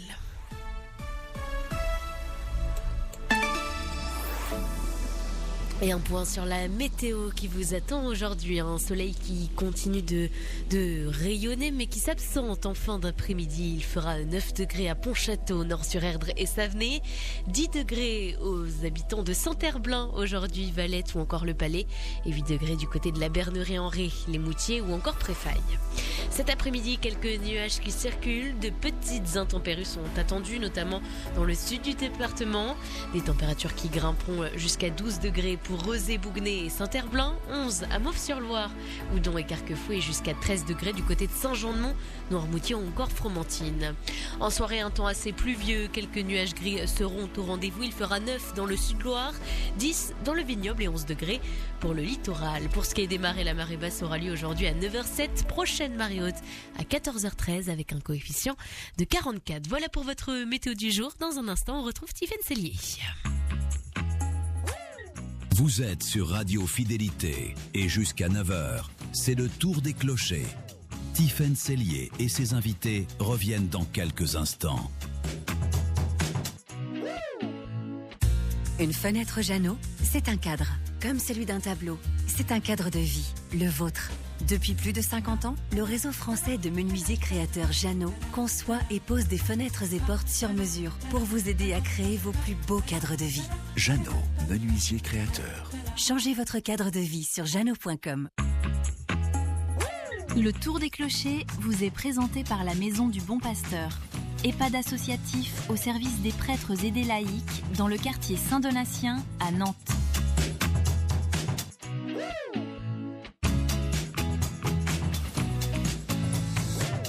Jusqu'à 9h, c'est le Tour des Clochers. Partez à la rencontre de la paroisse et de la ville avec Tiffaine Cellier et ses invités. Bonjour à toutes et à tous et bienvenue si vous nous rejoignez pour cette deuxième heure du Tour des Clochers en direct de la paroisse Saint-Luc Saint-Louis de Montfort. Dans quelques instants, on découvrira l'histoire et la mission de l'église Saint-Luc avec Cécile Rumfort. Mais avant cela, j'accueille François Corbineau pour parler jumelage. Bonjour François. Bonjour Tiffaine. Vous êtes diacre de cette... Pardon, je vous ai coupé. Je vous ai coupé dans votre bonjour. Bonjour à tous. Vous êtes diacre de cette paroisse, vous êtes un ancien élu au conseil municipal de Saint-Herblain et vous êtes président de l'association Avenir Jeunes Bethléem. Vous portez le double lien entre la ville et la paroisse avec Bethléem. C'est une histoire qui remonte à 1987. Alors François, comment est né ce jumelage qui est à la fois municipal et paroissial entre Saint-Herblain et Bethléem ? Alors, effectivement, en 1987, le curé de l'époque, qui était Joseph Garot, avait constitué un groupe pour se déplacer en Palestine, un espèce de pèlerinage paroissial. Hein. C'est pas un pèlerinage dans le sens diocésain du terme. Et c'était la première occasion. On était avec un prêtre qui s'occupait d'ailleurs des parrainages, Yves Chenet. Et il nous a fait rencontrer là-bas, à Bethléem, le père Yacoub Aboussada. Et c'est la paroisse grecque catholique melkite de Bethléem, puisqu'il y a là-bas 13 ou 15 églises différentes, au moins, même au niveau des chrétiens. Hein. Les luthériens, j'en passe, c'est des meilleurs. Donc ça a été l'occasion d'être reçu par le père Yacoub Aboussada dans son église à Bethléem, et l'occasion donc de tisser déjà des liens de fraternité, comme on disait tout à l'heure, et d'amitié avec donc cette paroisse. Oui, pardon. Oui. J'allais dire que la ville de Saint-Herblain, elle a signé aussi son pacte d'amitié et de coopération avec Bethléem. Alors, tout à fait. Alors, il y a eu là aussi une délégation, alors je me souviens plus exactement l'année, une délégation... En 92, non c'est la signature, ça. Voilà. La signature à Saint-Herblain avec le maire de Bethléem qui était Frege Elias, ou Elias Frege, et Charles Gauthier. Mais auparavant, il y a eu une délégation officielle de Saint-Herblain menée par le maire des élus, et à laquelle a été invité le curé de l'époque de la paroisse, le père Gérard Épiard. Et donc c'était mairie et paroisse qui avions organisé ce voyage à Bethléem. Et ça a été l'occasion d'être reçu à la fois par la mairie de Bethléem et par le père Yacoub Aboussada, puisque le jumelage mairie et le jumelage paroisse, là-bas au moins à Bethléem, le comité Avenir Jeunes Bethléem, c'est signé de la main du maire, avec le cachet aussi de la mairie. C'est-à-dire que le jumelage de paroisse à paroisse est reconnu par les deux villes. Voilà. Ça encadre bien les choses. Donc il y a un lien assez étroit entre le pacte de... Alors, à Saint-Herblain, ça s'appelle pas un jumelage, c'est un pacte de coopération et d'amitié qui a été signé par, je vous ai dit en 92, Frère Elias. Et puis par contre, la paroisse Saint-Louis de Montfort avec la paroisse Melkite du Père Yacoub à Bethléem. Théotokos, voilà, excusez-moi, oui. Théotokos. Non, mais je complète. Théotokos, voilà, le nom de la paroisse, comme nous, Saint-Louis, Saint-Luc, oui. Saint-Louis de Montfort. Voilà. Donc, ça a été le départ. Et le Père Yacoub, à peu près un an après, nous avait donné une piste pour matérialiser, concrétiser ces liens en parrainant des enfants. C'est-à-dire qu'il nous a proposé de soutenir la scolarité d'enfants de Bethléem. Et ça a été le point de départ. Alors je pense que les premiers enfants ont été parrainés en 89. Et l'association Avenir Jeune Bethléem, alors c'est dans cette lignée-là ? Oui, tout à fait.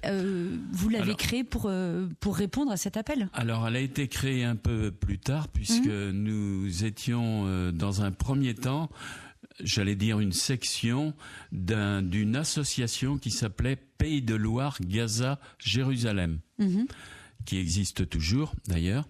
Et puis, ça a pris quand même de l'extension et de l'importance, ces parrainages.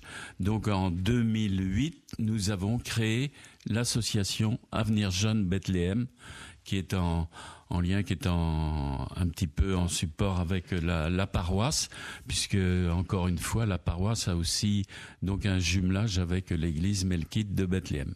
Et comme le disait Jade tout à l'heure dans le Flash Info, justement ce samedi, vous faites il y a organisé un concert à Saint-Louis de Montfort. Dimanche, pardon.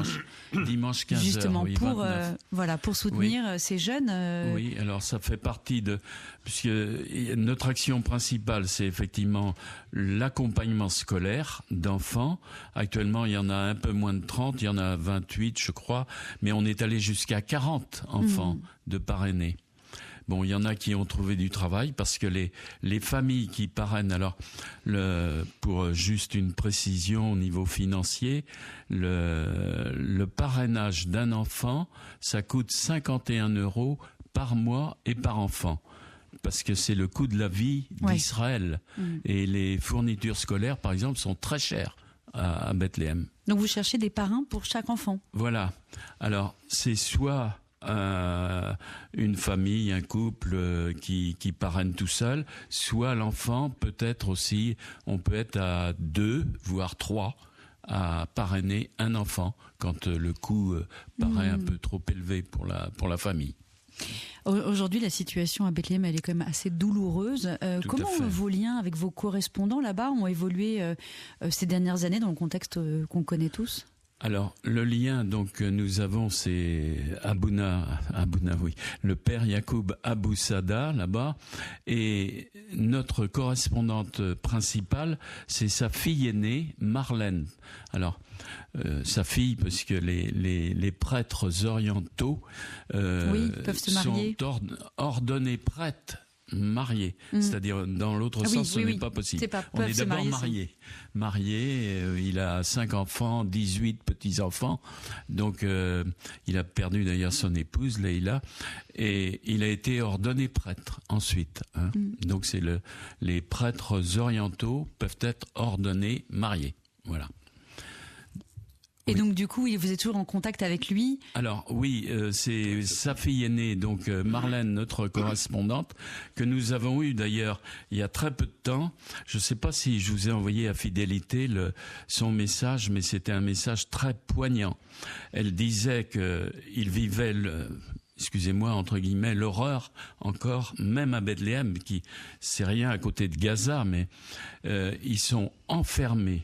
Alors d'une part derrière un mur, ils ont installé des barrières métalliques, il a même dit la couleur des barrières jaunes métalliques à tous les points de passage, les checkpoints, pour empêcher les Bethléemites, j'allais dire, les habitants de Bethléem, d'aller travailler.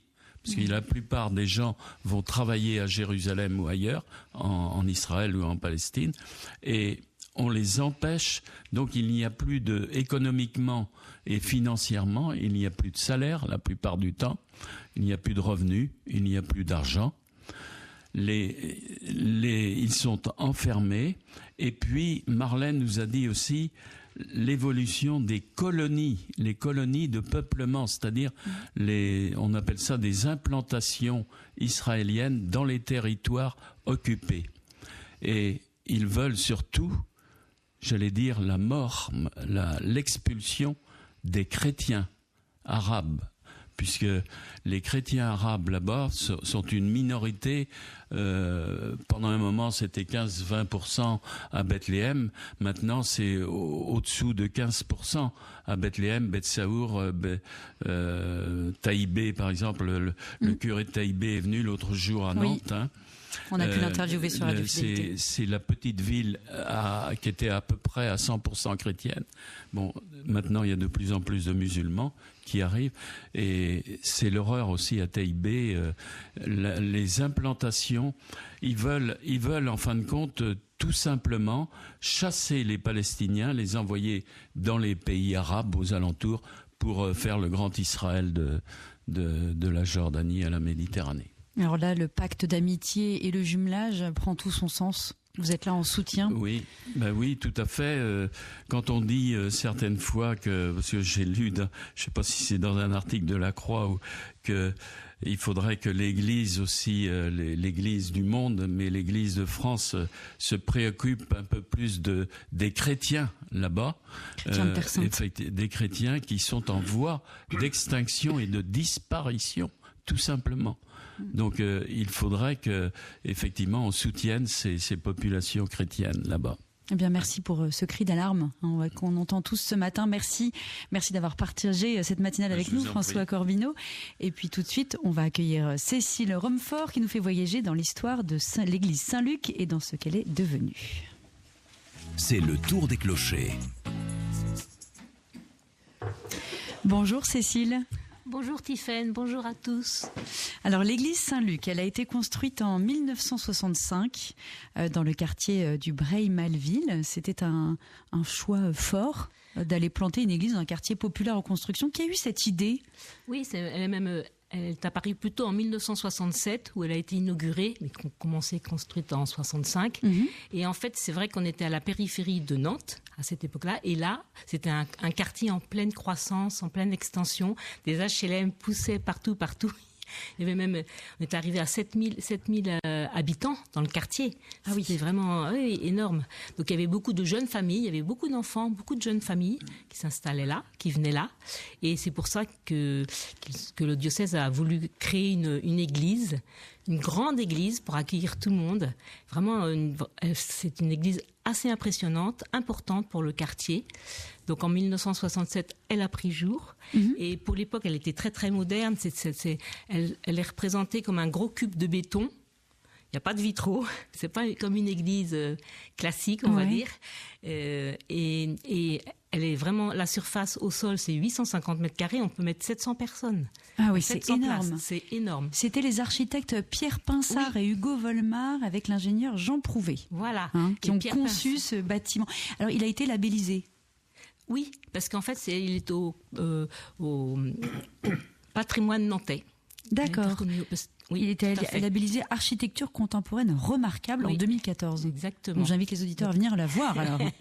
Sauf que malheureusement maintenant elle est fermée, on n'a plus la clé. Mais voilà. C'est ça. Mais en fait en plus elle a une particularité, c'est pour ça que c'était très intéressant, c'est qu'à l'intérieur de cette vaste salle, église, il y a des cloisons amovibles qui partent du sol, qui sont dans le sous-sol. C'est un peu une église sur pilotis, on va dire. Ah ouais. Et du sol, avec un mécanisme, on remonte les cloisons et la grande salle devient des petites salles, différentes petites salles. Et en fait, pourquoi ça ? Parce que Pierre Pinsard, justement, l'architecte, voulait que ça soit un lieu cultuel et aussi culturel. Voilà, qu'on mutualise un peu, que ça soit pas les deux. Exactement. Parce qu'à l'époque, comme c'était un nouveau quartier, il n'y avait pas encore les infrastructures pour les centres sociaux, etc. Donc, à l'intérieur de cette église, il y avait des conférences, des réunions du centre social, des concerts, toutes sortes de choses, voilà. Oui, c'était une maison dite maison du peuple chrétien. Voilà, c'est comme ça qu'il l'a appelé au début. Voilà, culte et lieu de vie communautaire, c'était quand même assez nouveau. Pour l'époque, c'est sûr. Oui, c'était révolutionnaire. Ça s'est pas beaucoup fait dans d'autres villes. Enfin, j'ai pas entendu parler de ça. Est-ce que je me trompe ou pas, Père François? Non, moi non plus. Ouais. Et alors, en 2022, l'église Saint-Luc est vendue à la ville de Nantes. Oui. Alors, avant peut-être de parler de ça, faut pas oublier qu'avec l'église Saint-Luc, il y a un autre point fort du patrimoine, c'était Tisse Amitié. Oui, qui touchait l'église Saint-Luc, parce qu'en fait, dans le quartier du Breil, dans un des HLM, dans un appartement, il y avait une petite communauté des Sœurs de Sainte-Gilda qui étaient là. Donc c'était très fort, et elles vivaient vraiment avec les habitants. Et là, elles se sont aperçues qu'il y avait beaucoup de solitude chez les personnes, finalement, parce que leurs enfants étaient partis au fur et à mesure, et elles nous en ont fait part. Et du coup, on a trouvé un local dans le petit centre commercial qui touchait Saint-Luc, tout près du cabinet médical, et Tisse Amitié a été créé. C'était un lieu d'écoute pour toutes les personnes, ouvert le mardi, le jeudi. Et là, c'était un temps d'échange, de convivialité. Ça portait bien le mot Tisse Amitié. Oui. Donc en fait, on essayait que les gens les accueillent, se créer un lien d'amitié entre elles. Comme ça, si elles se retrouvaient dans leur quartier ou dans leur HLM, ça y est, l'amitié était là et les gens étaient moins seuls. Donc il s'est passé beaucoup de choses à cette époque-là. Mais du coup, ça s'est arrêté net, malheureusement. Oui. Après, c'est ce que j'ai... le Tisse Amitié, il a été détruit lors d'émeutes qui sont survenues dans le quartier. Oui, en 2018. C'est ça. Est-ce que c'est cet événement douloureux qui a précipité la décision de vendre l'église Saint-Luc, ou ça n'a rien à voir? Non, ça n'a rien à voir. Donc en fait là, on n'avait plus de lieu de Tisse Amitié, il n'y avait plus de cabinet non plus médical à côté, c'était vraiment tout a été détruit. Le cabinet des kinés, cabinet médical et Tisse Amitié. Et du coup, là en 2018, en 2019, on s'est mis dans l'église Saint-Luc, dans une des petites salles de l'église Saint-Luc grâce aux cloisons. Mais ensuite, le Covid est arrivé, comme on disait tout à l'heure. Et là, on a un peu perdu les gens. Et ensuite, il a été décidé en 2022, mais c'était pas pour cette raison. C'était que finalement, c'était le lieu Saint-Luc n'était plus adapté. L'église Saint-Luc était trop grande, plus adaptée à la démographie. Les gens ont vieilli, les paroissiens ont vieilli. Et puis, dans les HLM, finalement, il y a des familles qui sont parties parce que les enfants ont grandi. Il y a des nouvelles familles qui sont arrivées, ou sans être chrétiens, ou de religion musulmane. Donc finalement, l'église Saint-Luc, on était finalement souvent en assemblée 80. Ouais. Jusqu'à 100. Pour 700, c'était pas forcément. Voilà. Alors du coup, elle est devenue quoi, cette église aujourd'hui? C'est quoi? Donc elle a été vendue à la mairie. Oui. Et pour l'instant, c'est un peu statu quo. Elle a été désacralisée. Oui, voilà. Et donc notre dernière messe a eu lieu le 31 décembre 2022. C'était très émouvant, très fort. À la fin de la messe, avec Lucille, donc la coordinatrice, ils ont plié la nappe de l'autel, éteint le cierge pascal, enlevé le saint, voilà. Et donc c'était fort. C'était douloureux pour vous? Oui, pour moi, c'était douloureux, mais aussi beaucoup pour les personnes même plus âgées que moi, j'allais dire, parce que moi, ça faisait 25 ans que j'étais dans cette paroisse, mais je savais que ça s'arrêtait pas, qu'on allait continuer. Oui, mais pour ceux qui sont habitués à ce lieu, qui était, on imagine pour les personnes âgées, c'est quand même c'était un moment difficile. Voilà, on a essayé de s'entraider et puis tourner la page. Exactement. Et alors, après la vente, vous m'avez dit qu'un groupe de chrétiens du quartier a refusé de laisser disparaître la présence de l'église dans le Breil. Et alors, qu'est-ce qui s'est passé? Et oui, voilà, un petit groupe de chrétiens avec. On voulait qu'il y ait une présence d'église, mais visible dans ce quartier du Breil. Oui, il n'y avait plus l'église. Plus rien. Oui. Voilà.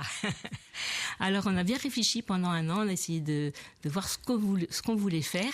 Et du coup, à partir de là, aussi, on a été aidé par le père qui était avant sur cette paroisse, le père Aguès, et le diocèse. Et du coup, nous avons pu avoir, c'est comme ça qu'est né un nouveau lieu, Saint-Luc Amitié, au 63 boulevard de Coubertin. Et on appelle ça la maison Saint-Luc Amitié. Et ce qui est bien, c'est que ce lieu, c'est au pied d'une barre d'immeuble. C'était un ancien salon de coiffure, donc il y a une grande devanture devant une vitrine, si vous voulez. C'est bien visible. Et c'est bien visible, et on change souvent le décor. On met des belles phrases selon le temps liturgique. Par exemple, en ce moment, c'est carême, chemin vers Pâques. Là, on va bientôt changer. Ah bah oui. Donc, si vous passez devant, regardez. Je regarderai. Ce qui est bien, c'est qu'il y a le bus, les voitures, les vélos, les piétons, tout le monde peut voir. Ouais. C'est une vraie présence visible. Là. Ah oui. Et alors, ce lieu s'est inspiré de ce qu'était la pause Sillon, de ce qu'est la pause Sillon, dont on parlera après le journal de Radio Vatican. Quelle est la vocation de Saint-Luc Amitié ? Il y a 3 vocations, je veux dire, trois comme ça. Un lieu d'écoute d'abord, pour tous, chrétiens ou pas chrétiens, de passage, des gens de passage ou du quartier. Vraiment, la porte est ouverte. En plus, nous sommes visibles puisqu'il y a une porte vitrée, tout est vitré. Donc, les gens, si on voit une personne hésiter, on n'hésite pas à sortir et l'inviter à venir. Donc, un petit café, discuter, papoter, juste du quartier ou quelquefois plus fort. La dernière fois, c'était, on a pensé à la bienveillance. Je sais pas, quelqu'un a parlé de bienveillance et du coup, autour de la table, on s'est mis à parler de la bienveillance dans le quartier. Enfin, c'était intéressant. Ça aussi, c'est un espace de prière parce qu'on a un oratoire dans une des salles de cette maison. On a un oratoire et c'est un espace de prière tous les mardis matins avant le temps d'accueil des autres personnes, à 9h30. À 9h30, de 9h30 à 10h, un temps de prière autour du partage de l'évangile du jour. Donc il y a à peu près 10 personnes qui viennent très régulièrement. Donc, Et vous y allez, Père François ? Non, pas le mardi matin. Mais vous y allez de temps en temps. Oui, oui, parce qu'on a aussi autre chose. On a une fois par mois, on a un partage d'évangile qui dure plus longtemps. Et là, on est la dernière fois, on était 14. Donc c'était l'évangile du jour sur le pardon, pardonner 77 fois 7 fois. Donc c'était aussi sur le pardon. Là, ça a été très très intéressant comme échange. Et aussi une fois par mois, nous avons la chance de pouvoir célébrer la messe. Donc c'est là où François aussi te rendre disponible. Il y a aussi un prêtre retraité qui habite tout près de Saint-Luc Amitié, le père Jean-Luc Tessier, qui n'a pas de mission au service de la paroisse, mais qui est quand même bien présent chez nous, et puis qui, comme habitant du Breil, a à cœur de se rendre très présent à Saint-Luc Amitié. Et donc, voilà, il n'a pas de ministère qui lui soit confié là, mais il exerce son ministère de prêtre, sa vie de prêtre. Il a un œil. Oui, et en plus, il est accueillant. Comme on est une dizaine d'accueillants pour accueillir les accueillis, et il fait partie de l'équipe des accueillants. Encore une mission d'église dans cette paroisse, on peut trouver partout. Hein. Voilà. Et juste le dernier, le troisième point, ce que j'allais vous dire. C'est l'espace missionnaire, justement, en lien avec le quartier. On va peut-être en parler tout à l'heure, mais avec les jeux de rue. Je ne sais pas si vous avez entendu parler. Et ça existe depuis avant même la création de ce lieu. Oui, depuis 2021 à peu près. Et c'est le jeu de rue, c'est-à-dire qu'on s'était aperçu devant l'église Saint-Luc, quand on allait à la messe le samedi soir, qu'il y avait des jeux et qu'il y avait des enfants en bas des HLM qui jouaient. Et du coup, il y a un couple de paroissiens qui a dit « Oh, si on faisait jouer les enfants, si on les rassemblait !» Parce qu'ils étaient un petit peu livrés à eux-mêmes. Et donc, du coup, juste avant la messe, pendant 1 heure, ce sont des jeux collectifs. Donc, genre tir au ballon, tir à la corde, foot, enfin des jeux comme ça pour apprendre à se respecter, tolérer, pas la non-violence, enfin, etc. Et ça perdure. Et tous les 15 jours, le samedi, les enfants se retrouvent à la pataugeoire dans le quartier. Et maintenant, ce sont des habitués. Il y a une quinzaine d'enfants. Et ils reconnaissent le groupe de paroissiens qui s'en occupent de Saint-Luc Amitié parce qu'ils ont des grands t-shirts marqués orange, marqués Saint-Luc Amitié derrière. Donc les enfants disent « Ils sont là !» Et c'est en lien aussi avec l'ACE, l'Action catholique des enfants. Voilà. Alors, dans ce groupe des 15 enfants qui descendent des HLM, vous avez à peu près 3-4 enfants qui font partie de la CE. Et donc, quelquefois, il y a des choses en lien, ils font des choses en lien. Et autrement, il y a des enfants musulmans, mais les parents sont d'accord pour qu'ils c'est bien inscrit Saint-Luc Amitié, donc les parents savent. Oui, bien sûr. Mais c'est des enfants musulmans et d'autres enfants sont... Voilà. Donc, le quartier, c'est vraiment approprié le lieu. Oui. Tout à fait. Eh bien, merci infiniment, Cécile Rumford, pour ce voyage entre histoire, deuil et puis renaissance. L'église du Breil-Melville n'a pas dit son dernier mot. Dans quelques instants, nous retrouverons Annick Bretéché pour nous parler de La Pause Sillon, ce lieu d'accueil qui a fêté ses 30 ans. Et vous restez avec nous, bien sûr, Cécile Rumford. Mais avant cela, place aux informations de Radio Vatican. Restez avec nous, on se retrouve dans quelques instants sur Radio Fidélité. Vous êtes sur Radio Fidélité et jusqu'à 9h, c'est le tour des clochers. Tiffaine Sellier et ses invités reviennent dans quelques instants.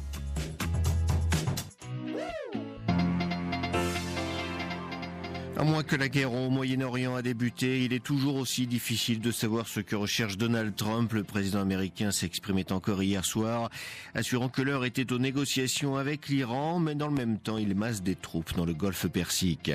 Son engagement dans cette guerre n'empêche pas Israël de poursuivre sa politique de mainmise toujours plus grande des territoires palestiniens, notamment à Jérusalem-Est. Des associations de défense des droits de l'homme ont dénoncé des expulsions qualifiées de nettoyage ethnique. L'Union européenne durcit sa politique migratoire. Le Parlement a adopté la directive Retour qui permet la création de plateformes de retour, autrement dit de centres fermés situés dans des pays hors Union pour y accueillir les migrants déboutés de leur demande d'asile ou d'immigration. Évacuer les blessés du front en Ukraine, c'est la fonction d'un train spécial qui conjugue les compétences du corps médical, de l'armée et des cheminots. Reportage à Kiev de notre correspondante. Et puis, c'est demain que Léon XIV se rendra à Monaco. Premier voyage du pape cette année, le premier en Europe. La principauté et le Saint-Siège entretiennent des rapports diplomatiques depuis très longtemps.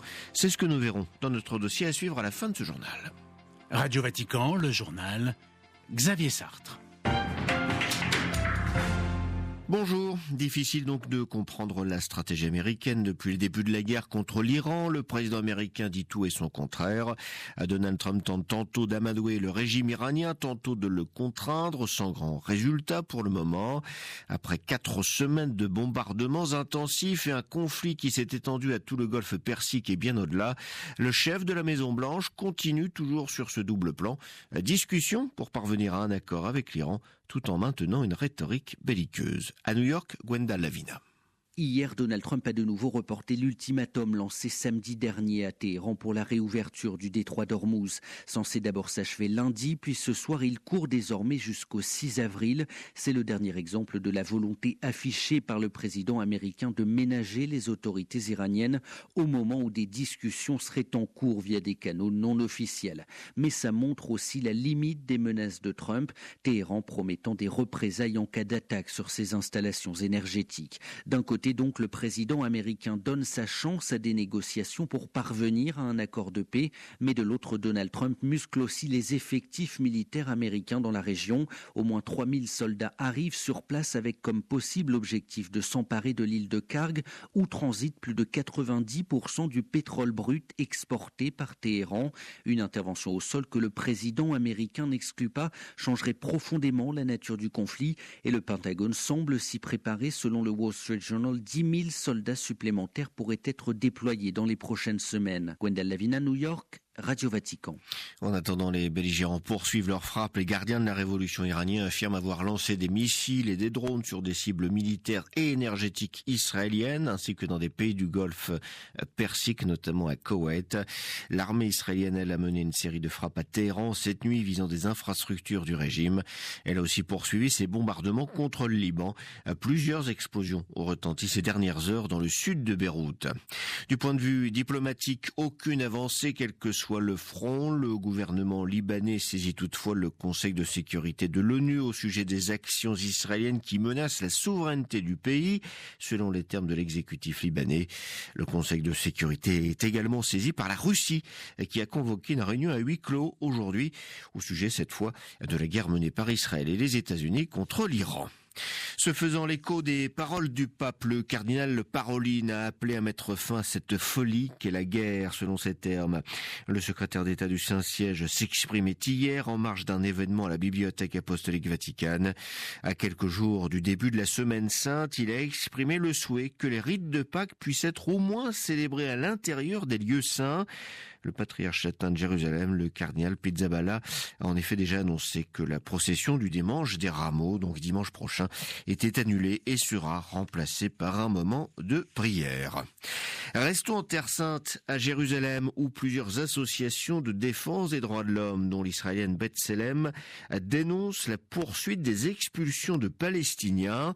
Hier, plusieurs familles ont été contraintes d'abandonner leur logement dans le quartier de Silwan, situé au pied de la vieille ville, dans le cadre des plans israéliens de colonisation de la ville sainte et de l'ensemble de la Cisjordanie, une politique qualifiée de nettoyage ethnique par ces associations. À Jérusalem, Valérie Ferron. Le drapeau israélien flotte désormais en haut de plusieurs nouveaux immeubles dans le quartier de Batan el-Hawa à Silwan, dont les colons israéliens se sont emparés après l'expulsion par les forces d'occupation des familles palestiniennes qui y vivaient. En quelques instants, 65 enfants et adultes de tout âge se sont retrouvés à la rue, selon la méthode habituelle de colonisation dans la partie occupée de la ville sainte depuis 1967, via les tribunaux israéliens qui légalisent ces évictions au profit des organisations des colons revendiquant les biens fonciers. 37 familles ont déjà été ainsi expulsées et 4 autres, soit plus de 80 personnes, devraient subir le même sort dans les prochaines semaines. Dans ce quartier de Silwan, situé au pied de la vieille ville, est voué à être totalement vidé de ses habitants pour y installer des communautés juives religieuses. Jérusalem, Valérie Ferron, Radio Vatican. Après de longs et houleux débats, le Parlement européen a approuvé hier la directive Retour, mise au point par la Commission il y a un an. L'objectif est simple, augmenter le nombre d'expulsions des migrants qui se voient déboutés de leur demande d'asile ou refuser le droit d'immigrer en Europe. Le texte valide ainsi le concept des plateformes de retour. Les explications à Bruxelles de Pierre Benazet. Comme sur l'ensemble des questions migratoires, le vote sur la directive Retour a fait ressortir une fracture nette au Parlement européen, voire une polarisation. Il y a d'un côté les députés de gauche qui ont, dès le début, martelé leur opposition formelle à ce texte qui réduit les possibilités d'accueil de migrants. En face, les députés de droite y voient un moyen efficace d'alléger la pression migratoire et ils suivent en cela la position d'une majorité des États membres de l'Union européenne. Depuis la crise migratoire de 2015, l'accueil des migrants dans l'UE est devenu un casse-tête politique avec son cortège de tensions entre capitales sur la répartition des arrivants. Avec cette directive, les 27 embraient le pas à l'Italie qui, la première, a créé une plateforme de retour délocalisée, un centre d'hébergement fermé pour migrants dans le nord de l'Albanie. On voit déjà un groupe de pays, Danemark, Pays-Bas et Autriche, mais aussi Allemagne et Grèce, qui se penchent sur les leçons de ce centre de retour italo-albanais. Le texte voté ce jeudi prévoit de passer des accords avec des pays hors de l'UE pour que des centres de retour puissent y héberger les migrants qui auraient épuisé toutes les possibilités d'asile ou d'accueil légal dans l'Union européenne. Pierre Benazet, Bruxelles. RFI pour Radio Vatican. Direction maintenant l'Ukraine qui, depuis le début de la guerre en 2022, a mis en place des wagons médicalisés pour évacuer les soldats et les civils blessés depuis la ligne de front jusqu'à l'arrière. Ces opérations risquées demandent une coopération entre corps médical, armée et employés des chemins de fer. Il y a quelques jours, c'est ce travail qui était présenté à la gare de Kiev en présence de soldats évacués grâce à ces trains spécialisés. Reportage d'Emmanuel Chaz. À la gare de Kiev, des employés du chemin de fer et des médecins militaires se sont réunis pour présenter plusieurs wagons médicalisés au public. À leur bord, des modules de soins intensifs, des unités de transfusion sanguine et la possibilité dans certains wagons d'effectuer des chirurgies d'urgence lors d'évacuation de soldats ou de civils blessés sur la ligne de front. Serhi, un soldat, a lui-même été évacué. J'avais une grave contusion, une jambe cassée et une profonde plaie à la jambe. J'ai été évacué vers Kiev dans un wagon comme celui-ci. Denis Loktionov présente l'un des wagons adaptés pour les malades et les personnes à mobilité réduite. Ce wagon a aussi servi pour les évacuations, le transport de prisonniers de guerre libérés, le transport de militaires en réadaptation et celui des athlètes paralympiques lors de leur compétition. Malgré la menace constante des frappes russes, les quelques 70 wagons médicalisés actuellement en circulation sont essentiels pour évacuer les blessés. Depuis 2022, ils ont déjà permis de transporter des milliers de personnes vers des hôpitaux plus éloignés du front. Emmanuel Chaz, Kiev, RFI pour Radio Vatican. Prestation de serment aujourd'hui du nouveau Premier ministre népalais Balendra Shah, le rappeur devenu maire de la capitale Katmandou et qui a remporté les élections législatives du 5 mars. Âgé de 35 ans, il a battu dans les urnes l'ancien chef de gouvernement Sharma Oli, 6 mois après l'insurrection réprimée dans le sang de la génération Z. Son parti, le RSP, a remporté la majorité absolue, un fait rare depuis la chute de la monarchie.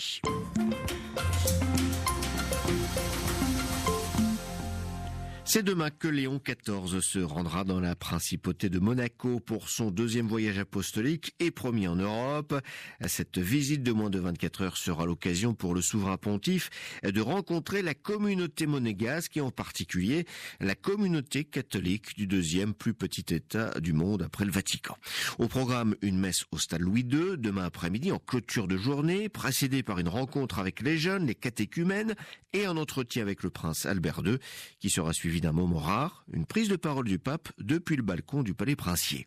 Il s'agira de la toute première visite d'un pape régnant à Monaco, même si la principauté et les papes entretiennent des relations depuis près de 8 siècles. Un petit rappel historique ce matin avec Thomas Fouilleron. Il est directeur des archives et historien du palais princier monégasque. Si les Grimaldi viennent jusqu'à Monaco et s'y enracinent jusqu'à fonder une souveraineté progressivement, mais à partir de 1297, à partir de la fin du XIIIe siècle, c'est que les Grimaldi, dans la cité, dans la République de Gênes, sont guelfes, c'est-à-dire qu'ils sont partisans de la suprématie pontificale, y compris sur le plan temporel en Europe, face au parti gibelin qui, lui, préfère le Saint-Empereur romain germanique au Moyen-Âge. Comment les relations entre le prince et l'Église ont-elles évolué au fil du temps ? Alors, une autre date très importante, clé, c'est le début du XVIe siècle, au moment où véritablement émerge la souveraineté monégasque reconnue par les grandes puissances. Et en 1523, à la faveur d'une succession un peu inattendue, le seigneur de Monaco, Lucien, est assassiné. La succession échoit temporairement à son frère cadet, qui est l'évêque de Grasse, et en tant que tel, il doit demander au pape une forme de dispense pour exercer l'autorité temporelle sur Monaco. Et c'est à cette occasion que le pape Clément VII, nous sommes en 1524, reconnaît la souveraineté des Grimaldi sur Monaco. Et aujourd'hui, la religion catholique est religion d'État dans la principauté. Qu'est-ce que cela implique ? Alors, ça donne évidemment d'abord un rang protocolaire tout à fait important à l'archevêque. Cette inscription dans la Constitution date de 1962, lorsque le prince Régnier III a promulgué une nouvelle Constitution. Cette disposition ne figurait pas, peut-être un peu curieusement, dans la première Constitution monégasque promulguée par le prince Albert Ier en 1911, mais finalement, le prince Régnier III a tout à fait renoué avec cette relation privilégiée que Monaco et le Saint-Siège ont eu au cours du siècle. Et évidemment, donc, ça conforte le caractère concordataire des relations avec le Saint-Siège qui existe depuis la bulle Quemandmodum Solicitus Pastor de Léon XIII en 1887, qui érigeait donc le diocèse de Monaco, qui accordait donc une autonomie religieuse à Monaco, un diocèse pour un territoire national. Donc voilà les grands jalons, si vous voulez, de cette relation entre le Saint-Siège et la principauté de Monaco. Il y a donc des relations très anciennes entre les papes et la principauté. Ceci dit, il fallait attendre 2026 pour avoir une visite officielle d'un pape sur le rocher. Oui, effectivement, c'était presque inespéré, étant donné peut-être l'exiguïté, le statut de Monaco, mais ça montre que le Saint-Siège, évidemment, par peut-être cette solidarité entre petits États, ne fait pas de différence entre les grands États et les petits États, et que même un petit État, et a fortiori de tradition chrétienne, mérite la visite du souverain pontife. C'est un aboutissement, une reconnaissance pour la petite souveraineté qu'est Monaco. C'est une attente presque de plusieurs siècles. Donc je crois que chacun à Monaco, monégasque, résident, voisin, ami de la principauté, perçoit bien que c'est quelque chose qui marquera évidemment l'histoire pluriséculaire de Monaco que cette visite pontificale. Donc là, vous le voyez incontestablement, la visite d'un souverain pontife en exercice marquera les esprits, les âmes et les annales de la principauté de Monaco. Interrogé par Jean-Charles Puzelu, notre envoyé spécial à Monaco, Thomas Fouilleron, directeur des archives et historien du Palais princier de Monaco, était ce matin l'invité de Radio Vatican.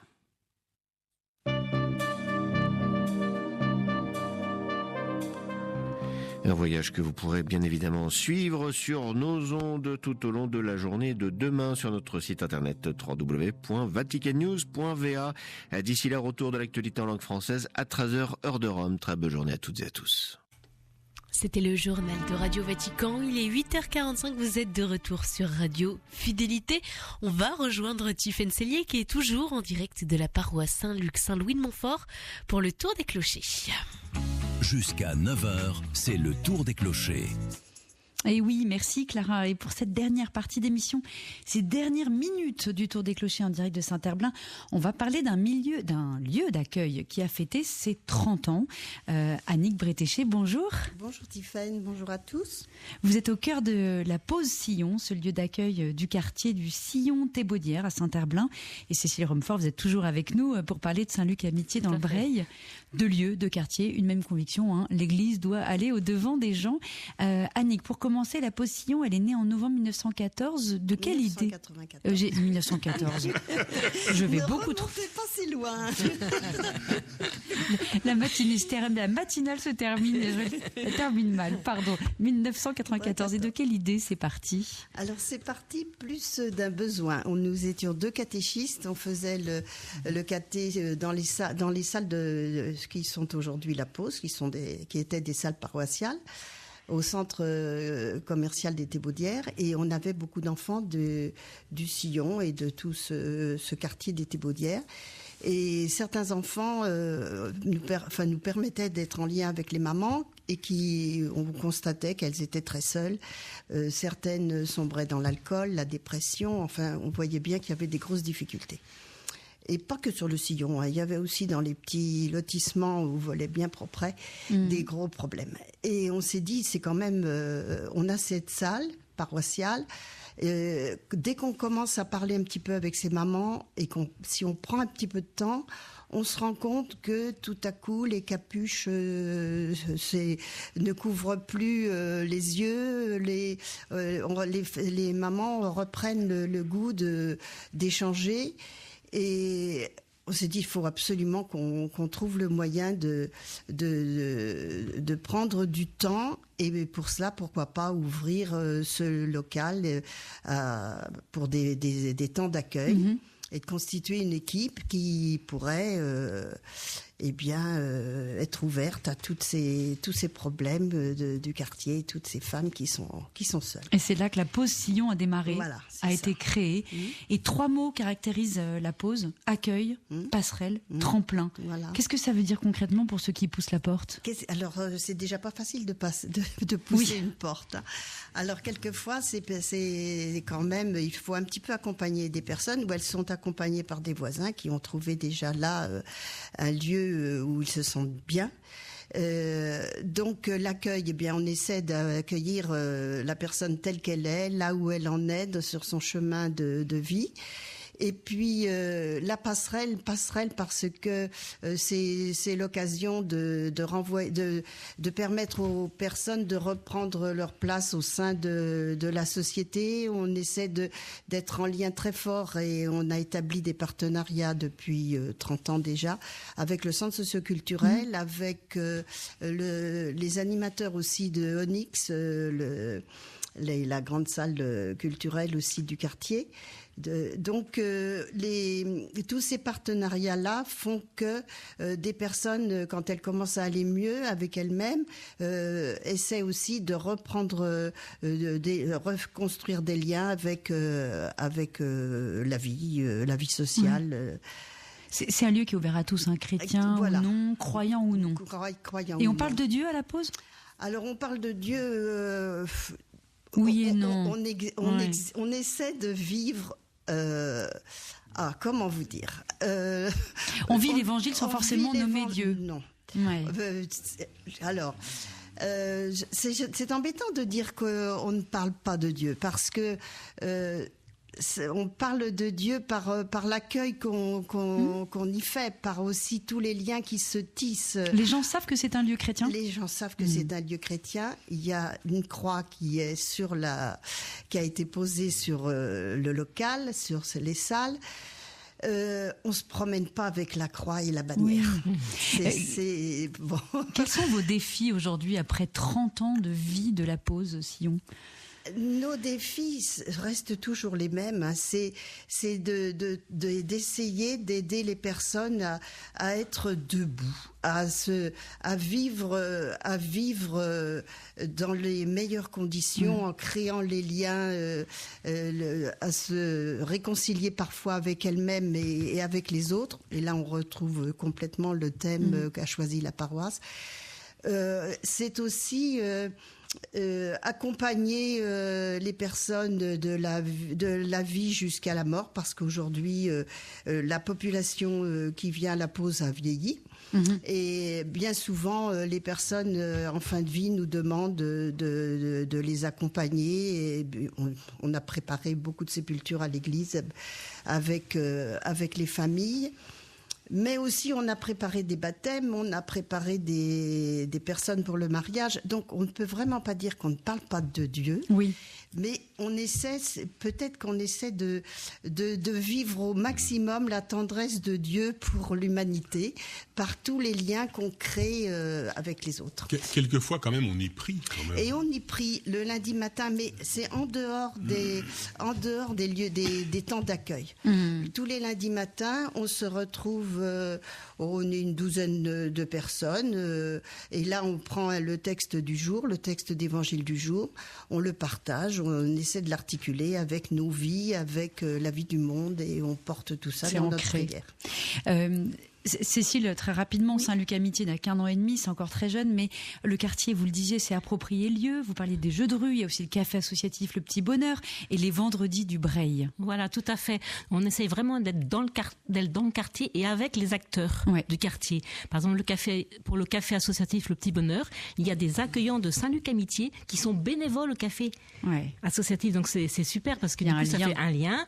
Ils connaissent les personnes et du coup, ils ont même amené des personnes du Petit Bonheur vivre à Saint-Luc Amitié, même des temps spirituels, qui avaient envie de découvrir. Ils ont découvert ce lieu, donc c'est super. Le vendredi du Breil, c'est 1 fois par mois. Tous les acteurs sociaux se retrouvent et nous en faisons partie. Ils sont tous venus d'ailleurs découvrir Saint-Luc Amitié. Donc chez nous, c'est plutôt Vincent, un bénévole, un accueillant qui va à ces réunions 1 fois par mois et nous rapporte tous les événements qui se passent dans le mois. Et on a aussi, pour terminer, un accueillant qui fait partie du Conseil citoyen du Breil. Un collectif de citoyens qui essayent de chercher des bonnes idées pour améliorer le quartier. Alors on n'a pas le temps d'en parler, mais ces 2 lieux, la pause